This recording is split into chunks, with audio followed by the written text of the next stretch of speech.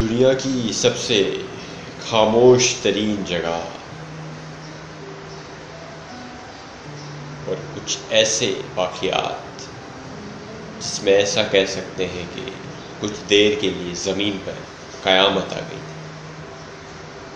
आज ऐसे ही कुछ इंटरेस्टिंग वाक़यात के साथ हम आपके सामने हाज़िर हुए हैं और आज के वाक़यात थोड़े से इंसानी हॉरर या इंसान का पैदा करदा हॉरर वाक़यात से लिंक। मेरा नाम है डॉक्टर मुबारक, मेरे साथ है मिस्टर अमीन और आप देख रहे हैं जिन स्टोरीज पार्ट 30। सबसे पहले तो आप लोगों का शुक्रिया जो भी हमारी वीडियोस देखते हैं, लाइक करते हैं, कमेंट करते हैं, अपने फीडबैक ज़रूर दीजिए। उसी से हमें पता चलता है कि हमारी स्टोरीज़ और वीडियोस आपको कैसी लगी। इसके अलावा अगर आप वाक़यात हमारे साथ शेयर करना चाहते हैं तो इसके दो तरीके, ईमेल और व्हाट्सएप। ईमेल जो कि डिस्क्रिप्शन में भी आ रहा है और स्क्रीन पर भी आ रहा है। इसी के अलावा व्हाट्सएप नंबर 0323286039 स्क्रीन पर भी है और डिस्क्रिप्शन में भी। इसमें आप वॉइस रिकॉर्ड पे भी भेज सकते हैं और इसके अलावा आप लिख कर भी भेज सकते हैं। वॉइस रिकॉर्ड आपके लिए मेरा ख्याल है सबसे ईजी रहेगा। ओके, हम जो है वो स्टार्ट करते हैं आज के वाक़यात। एड जेन एक ऐसा नाम है जिसका नाम शायद हो सकता है कुछ लोगों ने सुना हो, कुछ लोगों ने नहीं सुना हो, लेकिन अभी जब मैं चीज़ें बताने लगूँगा इन 3 मूवीज़ का नाम ज़रूर आपने सुना होगा। Chainsaw Texas, the psycho and the silence of the lambs. इस मूवी में से एक आध हो सकता है ज़रूर किसी ने देखी। एड जेन से इंस्पायर होती भी ये तीनों मूवीज़ हैं। अब एड जेन बेसिकली थे कौन? एक ऐसे सीरियल किलर थे जिनके वाक़यात इतने हॉरर थे कि इनसे इंस्पायर होकर 3 मूवीज़ बनाई गई। कहा यह गया कि एक मेंटल पेशेंट है और दैन इनको मेंटल हॉस्पिटल में लेकर जाया गया था। फिर जो है वो हुआ ये कि इन्होंने इनके फार्म प्लेन फील्ड से जब इन्वेस्टिगेशन की कि आखिर ये क्या करते थे, तो उन्हें वहाँ से आपको हैरानी होगी कि 4 नाक, इंसानी नाक, कुछ कटे हुए सर और बाउल होता है वो इंसान की चमड़ी से बने और लैंप्स के जो शेड होते हैं ये भी इंसानी चमड़ी से बनाए गए और इंसान के जो होंठ होते हैं इनसे बाकायदा जो विंड यानी विंडो की जो पतले वाले जो उसके वो होते पर्दे वो बनाए गए इंसान से बनाई गई थी। तो आप अंदाज़ा करें कि उन्होंने किस तरीके से वो ब्रूटल तरीके से वो चीज़ को काटा होगा, मारा होगा। इस तरीके के जो है वो सीरियल किलर थे कि इनसे इंस्पायर करती 3 मेजर हॉरर मूवीज़ जो थ्रिलर मूवीज़ हैं। और इसके बाद जो है वो मेरा ख्याल है कि ये सारी ज़िंदगी इन्होंने मेंटल असाइलम में ही गुजार दी। तो ये थे एक सीरियल किलर जिनके बारे में जो है वो आप लोगों को बताया। अब बढ़ते हैं आज के हम एक ऐसे वाक़ये की तरफ जो कि काफ़ी लोगों को मालूम है बट उनका इंसाइट वो जो है वो हम सुनते हैं। ये वाक़या इस तरीके से, लेकिन मैं आपको उससे पहले ये बताऊंगा कि बहुत से लोग कहते हैं कि एटमी जंग हो जाएगी, ये हो जाएगा, वो हो जाएगा। वो लोग नादान, उन्हें पता नहीं कि एटमी जंग क्या चीज़ है। एटमी जंग जब होती है तो उसके साथ साथ काफ़ी नुकसान वो अपने साथ लाती है, जिसकी मिसाल 6 अगस्त 1945 को जापान ने देखी थी। उस पर सुबह 11 बजे या इसी टाइम के करीब जब अमेरिकन बॉम्बर एयरक्राफ्ट ने अपना बॉम्ब गिराया। उस बॉम्ब का वज़न तकरीबन कुछ 4,500 किलोग्राम था और वो यूरेनियम से बना हुआ था। और मैं आपको बताता चलूँ कि ये दो धातें बहुत ही ज़्यादा रेडियो एक्टिव होती हैं, यूरेनियम और प्लूटोनियम। यूरेनियम से ये जो बना हुआ था उसका इन्होंने नाम रखा था लिटिल बॉय।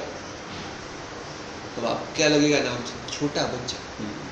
यूरेनियम से जो बॉम्ब बना। ठीक। अब इसके पीछे बहुत लंबी कहानी है कि जापान को इन्होंने ऐसा क्यों किया, जापानियों ने अमेरिका के साथ क्या किया था। ऊपरी हिस्ट्री आपको यूट्यूब से मिल जाएगी। लेकिन बताने का मकसद ये है कि कैसी पहली बार इंसानी हाथों से क़यामत खेज़ तबाही हुई थी। कुछ सेकंड के लिए ऐसा लग रहा था जैसे कयामत आ गई। जैसे ही ये बॉम्ब को गिराना था तो जो कर्नल बॉम्बर एयरक्राफ्ट में बैठे थे उन्होंने आखिरी ब्रीफिंग दी कि हम इस बॉम्ब को ड्रॉप करते ही इस शहर से कम भी 10 या 12 माइल्स के दूरी पे चले जाएंगे, क्योंकि ये जो आपको पता है जंगी जहाज़ होते हैं उसकी स्पीड बहुत तेज़ होती है नॉर्मल एयरक्राफ्ट से। बिल्कुल। जैसे इसमें आपको मैं बताता चलूँ, जस्ट तक मेरी नॉलेज है, जो हमारे पाकिस्तान में एयरक्राफ्ट है जंगी जहाज़, उसकी इतनी स्पीड तेज़ होती है कि वो 15 से 20 मिनट के अंदर पूरे पाकिस्तान का चक्कर लगा सकते हैं। इंटरेस्टिंग। तो उस ज़माने में जो एयरक्राफ्ट था अमेरिका के पास 1945 में, उसने ब्रीफिंग देते हुए कहा कि हमें बॉम्ब ड्रॉप करते ही फ़ौरन इस शहर से कुछ माइल्स की दूरी पे चले जाना है और जो बुलंदी के बॉम्ब ड्रॉप करने के लिए एरोप्लेन को नीचे आना। और बॉम्ब ड्रॉप करते ही इस प्लेन की बुलंदी थी 31,000 फीट। सही। और जिस शहर में उन्होंने गिराया था हिरोशिमा। पहले हिरोशिमा में गिराया था, फिर नागासाकी में गिराया था। सही।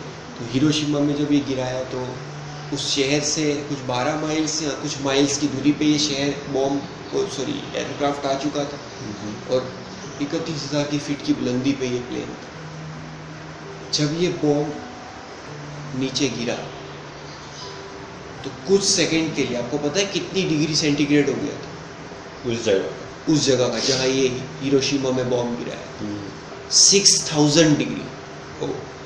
6,000 डिग्री सेंटीग्रेड। इसको अगर आपको समझना हो तो जब आप पानी उबालते हैं वो 100 डिग्री होती है, उसमें उबलना शुरू हो जाता है। उसमें आप उंगली डालें आपको पता चल जाएगा कि 100 डिग्री क्या होता है। तो 6,000 डिग्री का मतलब है कि सूरज की जो सतह होती है ना ऊपर की, उसका सेंटीग्रेड होता है 5,500 डिग्री, जो सूरज की ऊपर की सतह, अंदर से बाहर ऊपरी सतह। सही। तो आप सोचो कि उसकी सतह से भी 500 डिग्री ज़्यादा, यानी कुछ सेकंड के लिए आप समझ सकते हो कि सूरज को ज़मीन पे उतार दिया। उन चंद लम्हों के अंदर 70,000 लोगों की डेथ हो गई, उन चंद सेकंड्स के। और उससे जो दूर थे उनको भी बहुत ही बुरी तरीके से ज़ख्मी हो गए हों कि मतलब पेट का गोश्त बाहर आ गया, दिमाग फट गया किसी का। उससे और जो दूर थे उसको जैसे शॉक वेव की वजह से उनके हार्ट अटैक हो गया, कान के पर्दे फट गए, दिमाग की नस फट गई आवाज़ की वजह से। उससे और जो दूर थे, जो इन सारी चीज़ों से बच चुके थे, वो कुछ महीनों बाद कैंसर से मर गए, रेडियो एक्टिव की। क्योंकि एटम बॉम्ब जो होता है ये कोई नॉर्मल बम नहीं है। इसमें पहली चीज़ होती है जहाँ ये गिरता है वहाँ पे काफ़ी गर्मी पैदा कर देता है, जैसे मैंने आपको बताया 6,000 डिग्री सेंटीग्रेड। अगर इस बॉम्ब की कोई करीब है तो मैं कहूँगा वो खुश नसीब। अब आप कह रहे होंगे कैसे, क्योंकि उसको मरने के लिए ना माइक्रो सेकेंड लगता है। इसकी एक फुटेज भी है BBC की, जो हम आपको लिंक देंगे नीचे, वो आप देखिएगा। उसमें आपको उन्होंने बताने की कोशिश की है कि क्या हुआ था उस वक्त।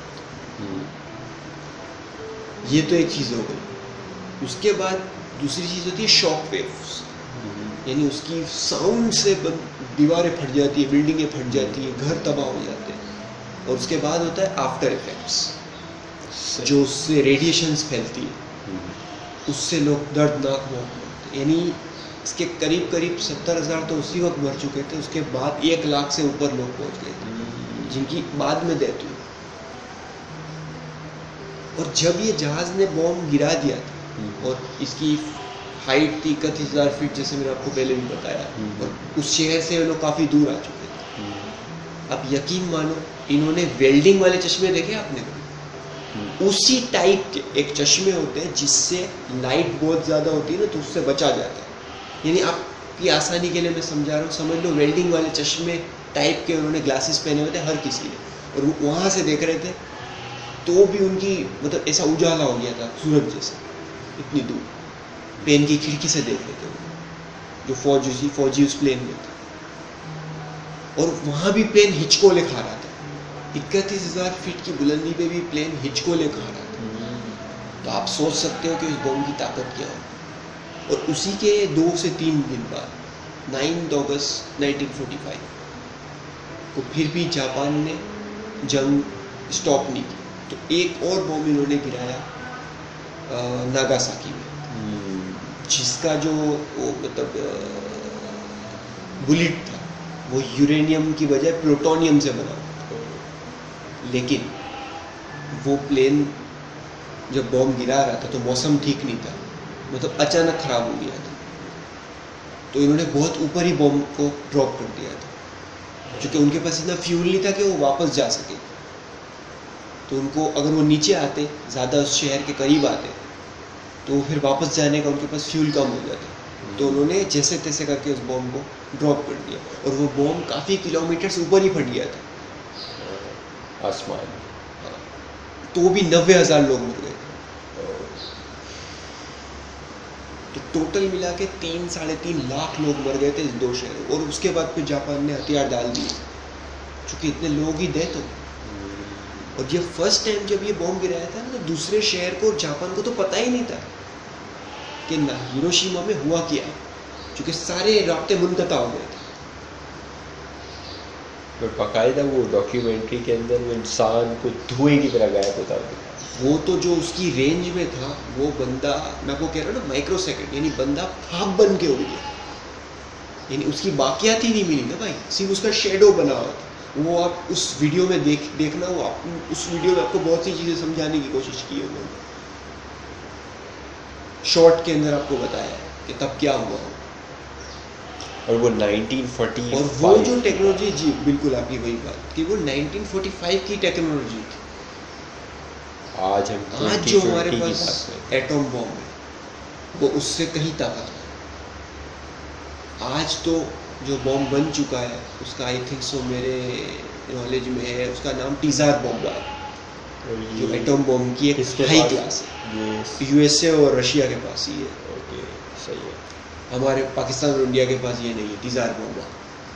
ये आपको पता है कुछ सेकंड के अंदर कितने लोग मार सकता हो? जैसे उसने तो 1 सेकंड में 70,000 90,000 लोगों की जानें ले ली।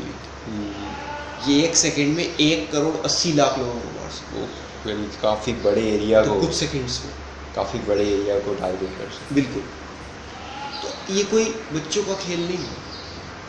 अब जैसे पाकिस्तान इंडिया के बीच में कुछ बात निकली थी कि भाई एटमी जंग ना हो जाए आपस में हालात की वजह से, और कुछ लोग जो नादानी में बड़े कहते हैं हम एटम जंग के लिए तैयार हैं। ये पाकिस्तान के पास I think so 110 atomic bombs हैं, मिसाइल्स हैं, और जो हमारा पड़ोसी मुल्क है उसके पास आई थिंक सो 120 है या 100 है, इतने कुछ एटॉमिक मिसाइल्स हैं।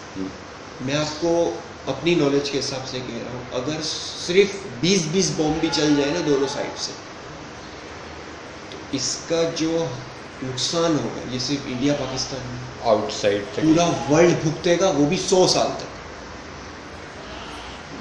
चूँकि इसके जो आफ्टर इफेक्ट्स होंगे, इसकी जो रेडिएशन है वो पूरे एशिया तक फैल जाएगी, और आहिस्ते आहिस्ते यूरोप यूएसए तक भी फैलेगी इसकी रेडिएशन। 2020, और आप याद रखें इसका मतलब 40 बॉम्ब्स प्लस ये भी मैं बहुत बता रहा हूँ, सिर्फ 10 बॉम्ब्स भी हो जाए तो भी बहुत है। इट्स नॉट द 1945 टेक्नोलॉजी भी नहीं है और बॉम्ब्स भी ज़्यादा है। बिल्कुल। तो जो भी ये नादानी वाली बात करते हैं तो उनको ज़रा इस चीज़ पे सोचना चाहिए कि इससे इंसानी जानों को कितना नुकसान हो सकता है। तो इस तरह के जो कमेंट्स दे रहे होते कि हाँ हम जो उस वक्त उस बॉम्ब ब्लास्ट से बच गए, वो उस तस्वीर को कभी भूल नहीं पाते। बिल्कुल, कि हमने कैसी क़यामत खेज तबाही देखी। बिल्कुल। तो कभी भी जंग की तरफ ना जाए, दोस्ती का हाथ बढ़ाए और अमन का पैगाम। बिल्कुल। हर मुल्क के साथ हमें दोस्ती रखनी चाहिए, क्योंकि हमें एक नई लाइफ, एक बेटर लाइफ बनाने की कोशिश करनी चाहिए पूरे वर्ल्ड के लिए और अपने लिए, ना कि तबाही का सोचना चाहिए। बिल्कुल, बिल्कुल। That's the तो point. मेरा यही पैगाम है इंडिया से और दूसरे मुल्कों से भी कि छोड़े इन तबाही और तबाही की बातों को, और इसमें जो दोस्ती करें और दोस्ती का हाथ बढ़ाएं। उसी में तरक्की है, उसी में खुशहाली है। बिल्कुल, उसी में जो है वो आप अगर देखें तो इसमें मेरा ख्याल है, क्योंकि मैं जो है वो ये इंडियंस और पाकिस्तानी के हवाले से भी बात करूँ तो जो आवाम है वो काफ़ी सारी मतलब एक ही है, पीस ही चाहती है। बिल्कुल, मेरा ख्याल है कि एक मीडिया और इन्होंने जो है काफ़ी हाइप क्रिएट किया हुआ है। कुछ ही लोग हैं जो दुश्मनी करते हैं, बाकी ज़्यादातर लोग जो है बहुत ही अच्छे हैं, बहुत ही नाइस। दोनों तरफ की बात कर रहे हैं। ओके। ये तो हमने कुछ बिल्कुल, आप थोड़ा सा आप कह रहे हो कि हॉरर, लेकिन ये भी एक इंसानी हॉरर तरीन वाक़ियों में से एक है। नेक्स्ट जो वाक़या है वो थोड़ा सा इंटरेस्टिंग है। वाक़या है जापान के बारे में, लेकिन इस बार ये जो वाक़या है ये थोड़ा सा हॉरर है। जापान का एक लेजेंड कहा जाता है इसको, उसका नाम है टेकी टेकी। अब इसको क्यों कहा जाता है टेकी टेकी? एक्चुअल में जापान में एक इस तरीके की एक लड़की का कह लें कि स्पिरिट है या इस तरह की कोई चीज़ है जो कि वहाँ पर ट्रैवल करती। ट्रैवल से मुराद एक ट्रेन की पटरी है, वो एक इलाका है, वहाँ पर ये जो है वो रात को भटकती है। अच्छा, हुआ क्या था? हुआ ये था, कहा जाता है कि उस लड़की को जो है वो उसके साथ ज़्यादती की गई, उससे जो है वो अब्यूज़ किया गया था और दैन उसको मार कर वहाँ पर फेंक दिया गया था। और दैन वो हेल्प के लिए वहाँ भटकती रही कि कोई मेरी हेल्प कर दे, और रेंगते रेंगते वो ट्रेन की पटरी के पास आकर बेहोश हो गई। और ट्रेन की पटरी के पास आकर जब वो बेहोश हो गई, उसके बाद ट्रेन आई और उसका जो यानी कि लोअर बॉडी है वो अपर बॉडी से सेपरेट हो। और उसके बाद कहा जाता है कि वो आज तक जो है वो उस बदले की आग में या उस बदले के लिए वो स्पिरिट जो है घूम रहा है। और वो स्पिरिट जो है वो बाकायदा लाइक रेंगता है, उसके जो है पैर नहीं, इसी तरीके की हाफ बॉडी। और वो जब रेंगता है तो उसका एब्डोमेन और एल्बोस मूव करते हैं, वो एक आवाज़ प्रोड्यूस करते हैं जिसे टेकी टेकी कहा जाता है। तो बेसिकली इस चीज़ पे जो है वो ये मशहूर है कि वहाँ से जो भी गुज़रता है रात के वक्त, और अगर विक्टिम जो है वो इतना फास्ट इनफ नहीं होता तो ये जो है वो उसी तरीके से उसके दो हिस्से कर देती है काट के। और इसी तरीके का वहाँ पर एक वाक़या है कि एक लड़का जो है वहाँ से गुज़र रहा था, तो एक खाली बिल्डिंग की जो है वो कह लें कि विंडो थी या एक कंस्ट्रक्शन वाली एक बिल्डिंग थी, जिसकी विंडो से कोई लड़की इस तरीके से खड़ी हुई थी, कोनिया रखकर जैसे हम खड़े रहते। वो हैरान हो गया कि इस टाइम पर इस जगह पर। तो जैसे वो ये देखता कि वो जो है जो मखलूक है वो इतनी देर में वहाँ से छलांग लगा के नीचे आया, और जब ये देखा तो इसके होश दंग रह गए। और जितनी देर में ये भागता उतनी देर में जो है वो इसने देखा यही कि उसकी जो है वो लोअर पोर्शन नहीं, और जितनी देर में वो देखता और इतनी देर में जो है वो उसको काट दिया गया। और इससे इंस्पायर होती हुई दो मूवीज़ बनाई गई है, टेकी टेकी 1 एंड टेकी टेकी ये जो है वो जापान की एक स्टोरी थी, यानी कि जो हम कहते हैं कि बस ये तो हमारे यहाँ पर ही होता है, तो ये वहाँ की एक टेक्नोलॉजिकली आगे मुल्क की एक स्टोरी है, लेजेंड में जो कि मशहूर है। एंटार्क्टिका, आप जो है वो सब ने नाम सुना होगा। एंटार्क्टिका में जो है वो कहा जाता है कि -60 डिग्री सेंटीग्रेड रहता है वो, और पीक पे जब हो जाता है। इससे मैं आपको बता दूं कि हमारे फ्रिज में जो है वो सिर्फ एक 0 डिग्री सेंटीग्रेड होता है, और कनाडा में -14 तक जाता है। तो कनाडा में आपको पता है कितनी ज़्यादा सर्दी होती, जो रहता है वहाँ उनसे पूछिएगा। अभी गर्मी है तो शायद आपको ये इतना एहसास ना होगा, लेकिन सर्दियों में जो है वो आपको ज़रूर एहसास होगा इस चीज़ का। और कहा जाता है कि एंटार्क्टिका में मार्च से लेकर सितंबर तक सनलाइट वहाँ देखने को नहीं मिलती, तो वो डार्कनेस में होता है। और इससे आप अंदाज़ा करें कि हम यहाँ पर शहरों में, देहातों में जहाँ लोग रहते हैं, वहाँ की अगर हम बात करते हैं तो यहाँ पर जो है वो इसके बावजूद ये सुपरनेचुरल इस तरह की मखलूक़ात हमें देखने को मिलती। तो ऐसी जगह जहाँ पर इतने महीनों तक डार्कनेस रहती हो, इंसानों का नामो निशान ना हो, जानवर वगैरह रहते हो, और खाली हो, बंजर खामोश जगह, क्या लगता है आपको वहाँ पर कुछ भी नहीं होगा? माइट बी पॉसिबल कि काफ़ी सारी मखलूक़ात जो है वो वहाँ पर होगी, और इंटरेस्टिंगली हो सकता है कि वहाँ के वाक़यात भी होंगे, बट वाक़यात देखिए वही होते हैं जो इंसानों के साथ होते हैं। वह इंसान ही नहीं तो वाक़यात कौन बताएगा? ये वही बता सकता है, क्योंकि ये साइंटिस्ट ही जाते हैं, और साइंटिस्ट जो है वो वहाँ पर अपनी रिसर्च करके आते हैं, बट उनके साथ भी कुछ ना कुछ वाक़यात, कुछ ना कुछ तो वाक़यात हुए होंगे लाजमी। ये मार्च से सितंबर है या सितंबर से मार्च? मार्च से सितंबर। आई थिंक सो, मुझे लगता है कि सितंबर से मार्च होगा, क्योंकि सर्दियाँ ज़्यादा तब होती हैं। उसकी वजह ये है कि उनका पोल डिफरेंट।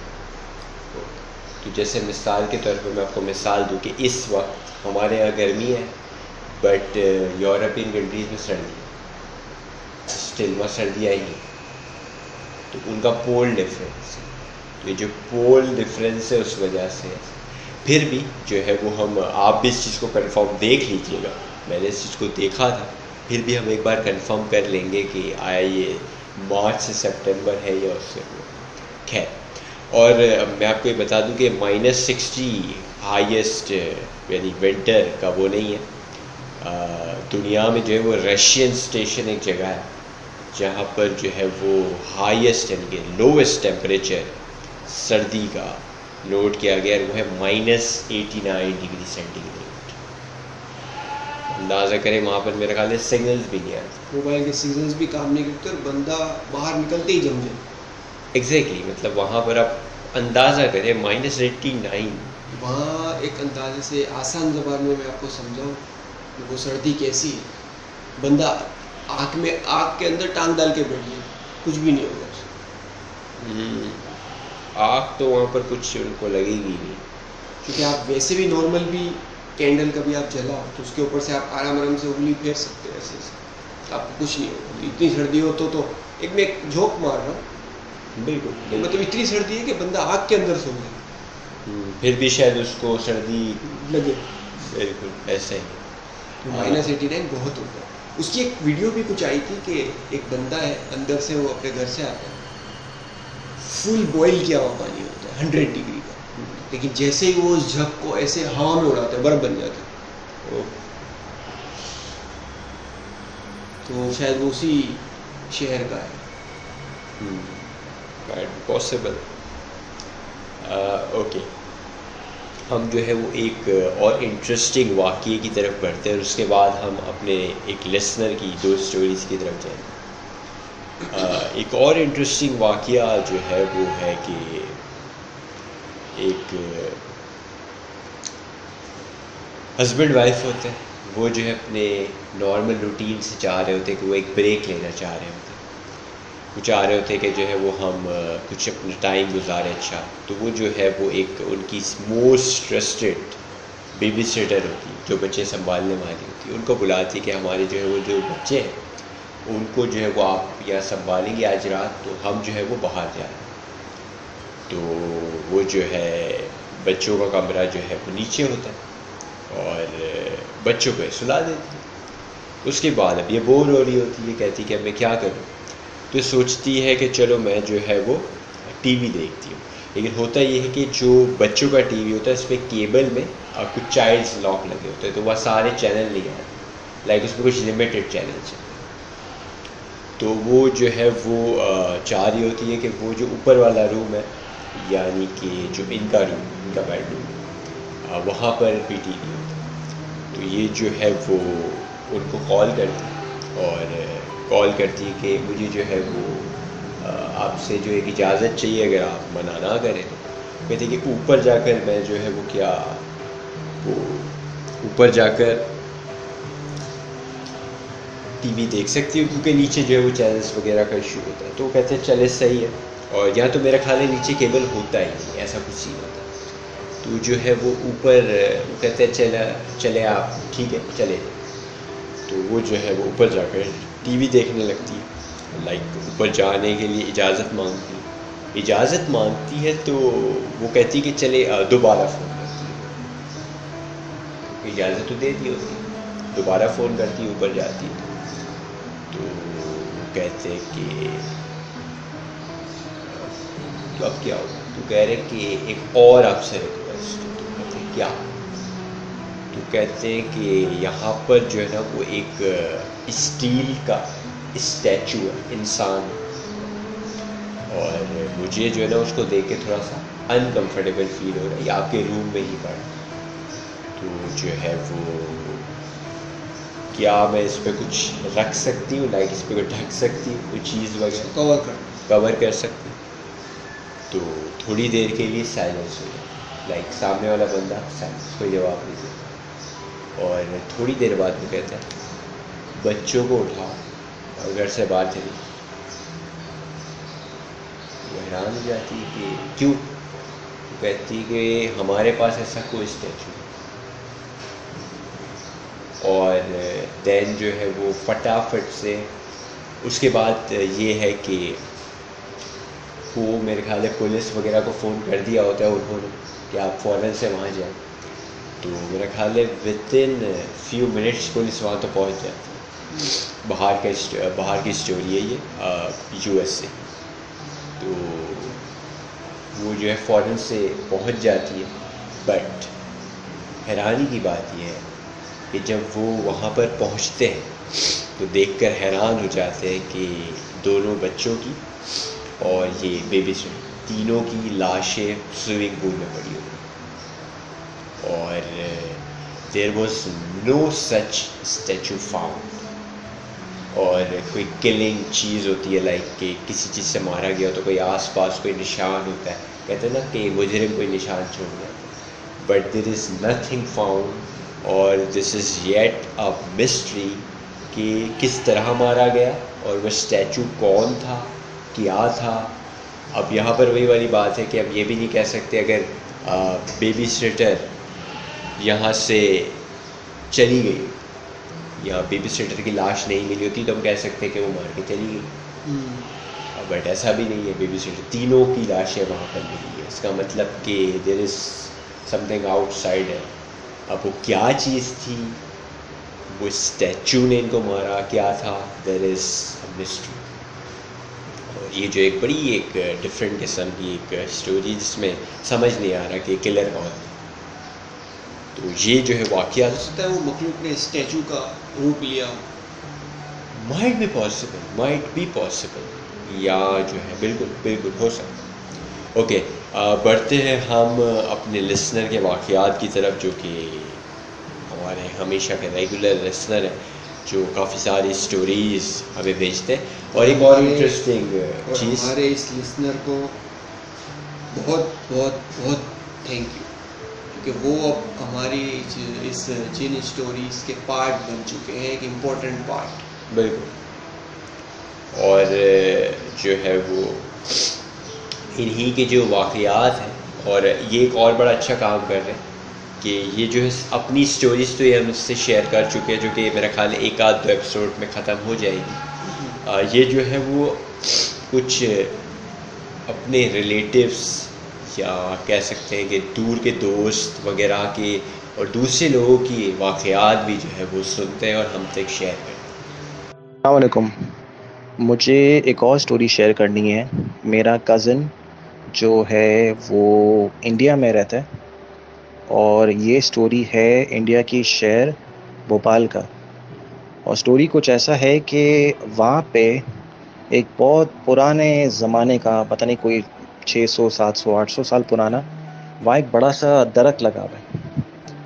और वो मुझे ये कहता था कि दिन के टाइम छोड़ो, रात के टाइम पे भी कोई वहाँ से गुज़रना पसंद नहीं करते। और हुआ ऐसा कुछ कि उन्होंने बोला कि उनके वालिद साहब के साथ कुछ ऐसी चीज़ हुई थी जिसकी वजह से उनके वालिद साहब की जो डेथ हो गई थी, मतलब इंतकाल कर गए थे। हुआ कुछ ऐसे कि वो कह रहे कि वालिद साहब जो है वो हमेशा वही रूट इस्तेमाल करते थे। तो कह रहे एक दिन वालिद साहब वहाँ से आ रहे थे तो वालिद साहब की गाड़ी ख़राब हो गई। तो कहने लगा कि उसके पास ही कोई एक तरह से नहर है। तो कह रहा मेरे वालिद साहब ने बोला मैं वहाँ से जाके पानी ले के गाड़ी में डाल देता हूँ। तो कहता है कि वहाँ से पानी लेने के लिए जब मैं आगे गया हूँ तो कहता है वो दरख्त बिल्कुल सामने। तो कह रहा पहली 3 दफ़ा आवाज़ आई कि यहाँ से चले जाओ, यहाँ से चले जाओ, यहाँ से चले जाओ। कह रहा मेरे वालिद साहब ने इतना गौर नहीं किया। कह रहा फिर आवाज़ आई यहाँ से चले जाओ। तो कह रहा मेरे वालिद साहब ने जब ऊपर देखा तो कहता है वो औरत जो थी वो बहुत अजीब किस्म की औरत थी, जो ऊपर छत दरख्त पे बैठी हुई थी और इसके बाल बहुत लंबे थे। और कहने लगा मेरे वालिद साहब ये देख के डर गए, और इतने डर गए कि मेरे वालिद साहब जब भागने लगे तो कह रहा उन्होंने इसको पकड़ के दरख्त के अंदर, मतलब समझ ले कि घसीट लिया। कह रहा सुबह हमें जब कॉल आई है तो वहाँ के जो लोग थे उन्होंने बोला कि भाई आपके वालिद साहब ऐसा ऐसा चीज़ हुआ, आप आके ज़रा देखें। तो कह रहा हम जब गए तो कह रहा वालिद साहब को हमने देखा, वालिद साहब की जान ही निकल गई थी। मैंने बोला मतलब? बोलता मतलब ये है कि वालिद साहब का वो हाल हो गया था कि वालिद साहब पहचान में नहीं आ रहे थे। तो ये एक इंसिडेंस है जो मेरे कज़न ने मुझसे शेयर किया था। सिर्फ इसमें एक चीज़ जो मेरा ख्याल है कि शायद इनका कहने का मकसद होगा कि रात तो छोड़े, दिन में भी कोई वहाँ से नहीं गुजरता। उन्होंने उल्टा शायद बोल दिया, माइंड भी।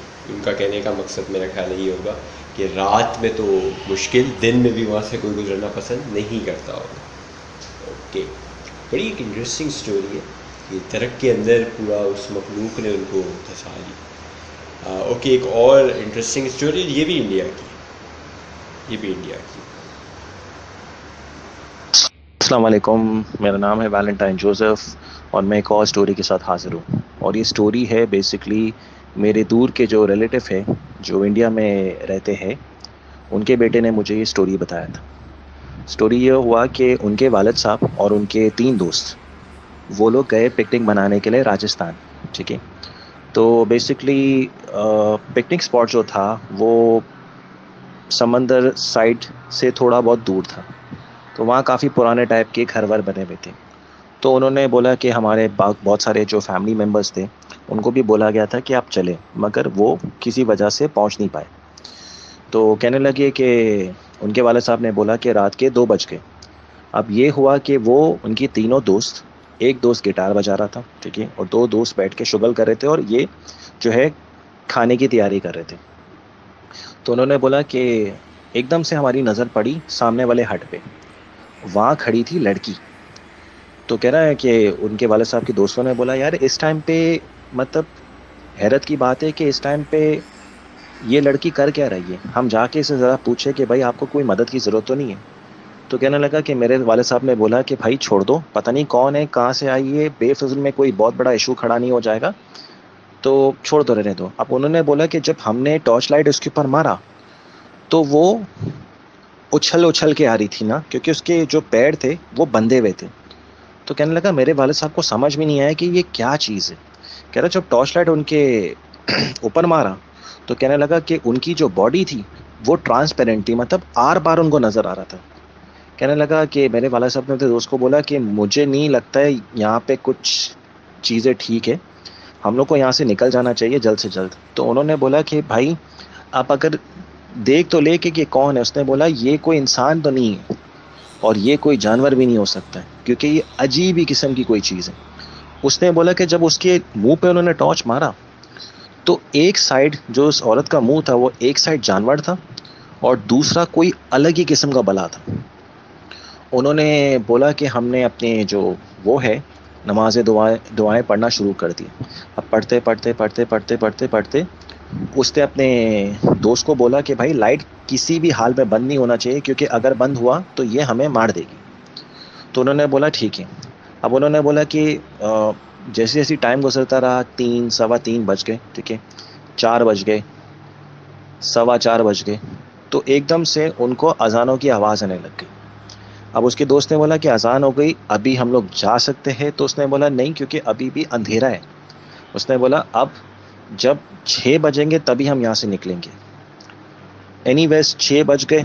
जब वो लोग वहाँ से निकले तो उन्होंने देखा कि उनकी जो बाइकें थी वो ज़मीन में धंस गई थी। अब उन्होंने सोचा कि हम जाएंगे कैसे, क्योंकि ये तो इतना बड़ा वास्ट, मतलब बहुत बड़ी इतनी जगह है कि अगर यहाँ से हम पैदल निकलते भी तो आगे तक दूर दूर तक समझ ले कि 4-5 किलोमीटर से पहले कोई ना स्टॉप है ना कोई लिफ्ट देने वाला है। उन्होंने सोचा कि किसी तरह से ना उन्होंने अपनी बाइकें निकाली, ठीक है, और वो लोग घर के तरह रवाना हुए। और उसने बोला जब वो लोग घर पहुँचे तो उन्होंने अपनी फैमिली को बताया कि ऐसा ऐसा चीज़ हुआ।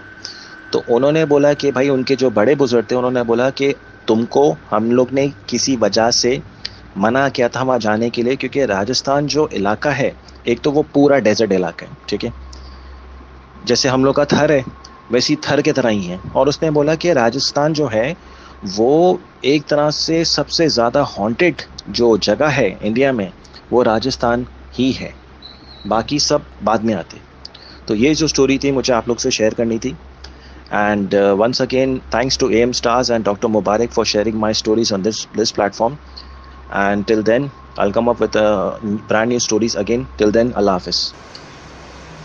Thank you so much. इसमें जो है वो एक चीज़ जो सिर्फ थोड़ी सी क्लिकिंग है कि वो जो कह रहे थे कि लाइट बंद करने से वो मखलूक जो है वो उन्हें मार देगी। वो तो उनका एक अपना बिलीफ हो सकता है कि अंधेरे में जो है वो अटैक कर सकती है। अंधेरे में उनकी पावर तो बढ़ जाती है, वो तो बात सही है, लेकिन अपना अपना सबका बिलीव होता है। क्योंकि जब आप दुआएं पढ़ रहे हैं तो आपको कुछ भी नहीं होगा, जहाँ तक मेरा बिलीव है। और दूसरी बात उस ऐसी सिचुएशन में बंदा जो है वो घबरा जाता है, काफ़ी घबरा जाता है और डर जाता है। तो एक्चुअल में जो है वो जिसके साथ उस वक्त हो रहा होता है ना वो बिल्कुल ही लाइक उसे कंफर्टेबल फील नहीं होता जब तक वहाँ से वो चला ना जाए उस जगह से। तो ये एक 2 नए वाक़यात हैं जो कि इंडिया से रिलेटेड है, क्योंकि हमने दूसरी जगहों से काफ़ी सुने। इस बार हमने भोपाल का एक इंटरेस्टिंग वाक़या और एक राजस्थान का इंटरेस्टिंग वाक़या सुना। और ये भी हमने देखा कि राजस्थान जो है वो एक बड़ी हॉन्टेड तरीन जगह है, क्योंकि वो एक पूरा डेजर्ट इलाका है, काफ़ी बड़ी जगह है। और डेजर्ट में तो ये चीज़ें होती हैं बिल्कुल, क्योंकि खामोशी है, सन्नाटा है, वीरान है। राजस्थान की लाइक बॉर्डर पे समंदर लगता है। इन्होंने दूर दूर तक समंदर नहीं था। नहीं, इन्होंने जो है कहा कि समंदर साइड पे जो है गए थे। हो सकता है स्टोरी सुनाने में थोड़ी बहुत मिस्टेक हो गई, क्योंकि इन्होंने जो है वो ये बात बोली है, इन्होंने कहा दूर दूर तक स्टॉप नहीं था। हाँ वो तो है कि दूर तक नहीं, वो तो सही है, लेकिन समंदर जो इन्होंने कहा कि समंदर के साइड पे हम लोग जो है वो गए थे, तो ये जो है वो हमें कुछ पता नहीं। खैर इनसे हम पूछेंगे ज़रूर और हम खुद भी देखेंगे, आप भी देखिएगा कि राजस्थान और अगर हो सकता है वो समंदर ना हो, छोटा सा दरिया हो। हाँ हो सकता है, क्योंकि दरिया तो होते हैं ना, ये दरिया हो या कोई लेक हो बड़ी सी जिसको ये समंदर समझ बैठे हैं, या उसके किनारे गए हैं। तो खैर इसमें जो है वो हमारे इंडियन लिसनर जो है वो हमारी हेल्प कर सकते हैं ज़्यादा बेहतर कि उस जगह पर किस तरह की कोई जगह है नहीं है क्या है। और ये काफ़ी पुराना वाक़या होगा क्योंकि ये इनके दोस्त सुना रहे और वो जो है वो उनके फादर का वाक़या सुना रहे, उनके जवानी का। खैर, तो ये हमारी आज की थी कुछ स्टोरीज़। अगर आपको हमारा शो अच्छा लगा तो ज़रूर जो है लाइक कीजिए, कमेंट कीजिए, ज़्यादा से ज़्यादा लोगों को शेयर कीजिए। और क्योंकि आप जितने ज़्यादा जो है वो कमेंट करेंगे, शेयर करेंगे, जितने ज़्यादा जो है वो हमारी इस वीडियोस को पसंद करेंगे, उतना ही ज़्यादा हम नई स्टोरीज़ के साथ आएंगे। अपना बहुत सारा ख्याल रखिएगा। हम मिलेंगे एक और पार्ट के साथ, पार्ट 14 के साथ। तब तक अपना ख्याल रखिएगा। अल्लाह हाफ़िज़।